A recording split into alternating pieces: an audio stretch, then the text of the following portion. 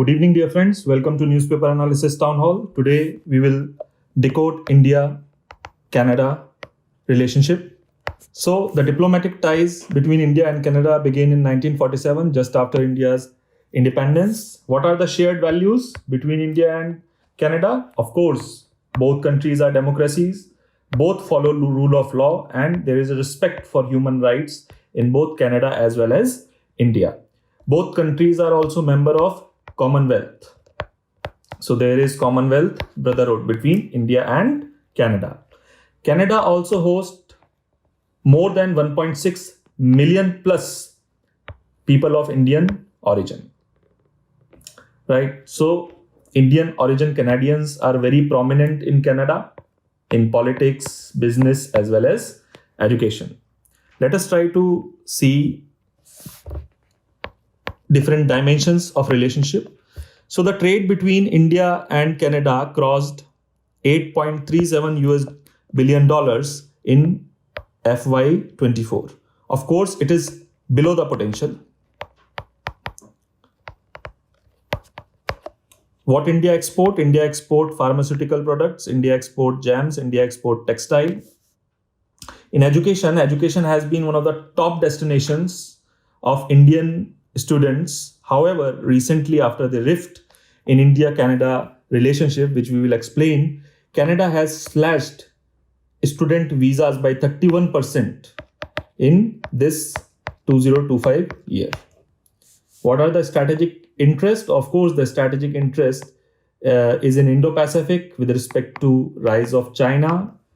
India and Canada both are interested in the UN reforms and of course in climate change coordination. Now, how tensions have emerged between India and Canada? Before that, let us try to understand what this Khalistan movement is. It is a separatist movement that is demanding a separate Sikh homeland. Now, India sees pro-Khalistani activism in Canada as threat to its sovereignty and national unity.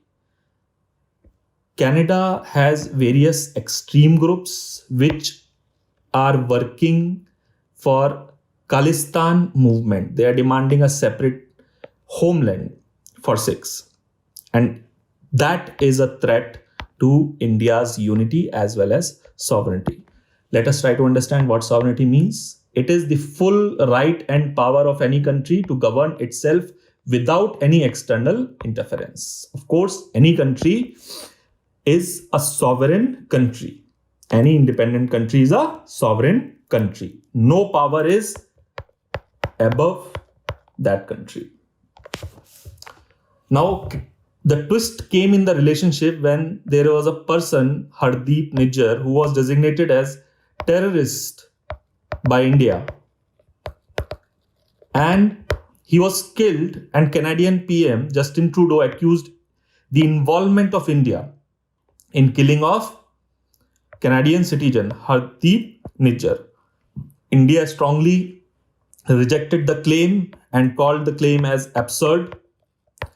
And we expelled Canadian diplomats. The trade talks, that was CEPA, a trade agreement that negotiation is going on between India and Canada, that was stopped.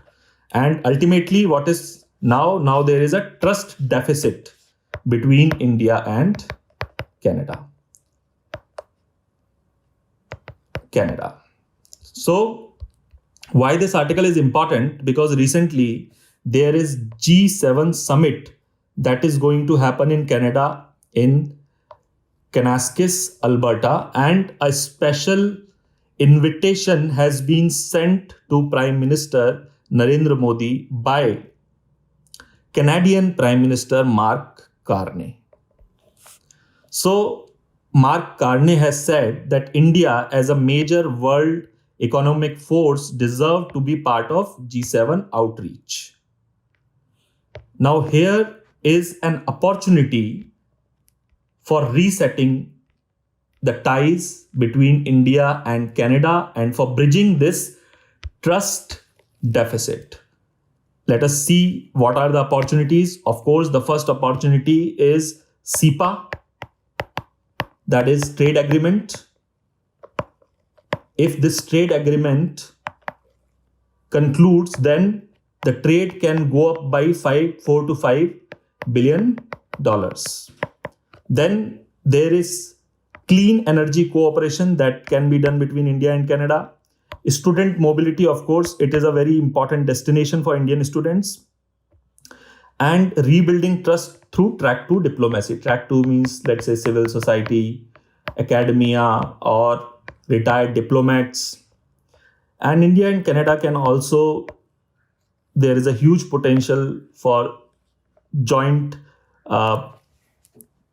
missions for food security as well as agri-tech innovation. Now, the relations between both are not broken, but it can be reset by political will and mutual respect. Let us try to see the another news that is there. Now, Indian Army contingent in Mongolia for conquest. So this is Mongolia. It is on one side, it is bordered by Russia, and on another side, it is bordered by China. So this you can see is Gobi Desert. The capital of Mongolia is Ulaanbaatar. Ulaanbaatar. Now this conquest, what it is? Conquest, it is a multinational military exercise. This is an annual exercise which was initiated in 2003 by US and Mongolia and evolved as multinational exercise from 2006. There is another exercise that is called Nomadic Elephant, and it is a joint military exercise between Mongolia and India. So thank you, students, for watching this video. If you have any questions, you can just write down in comments.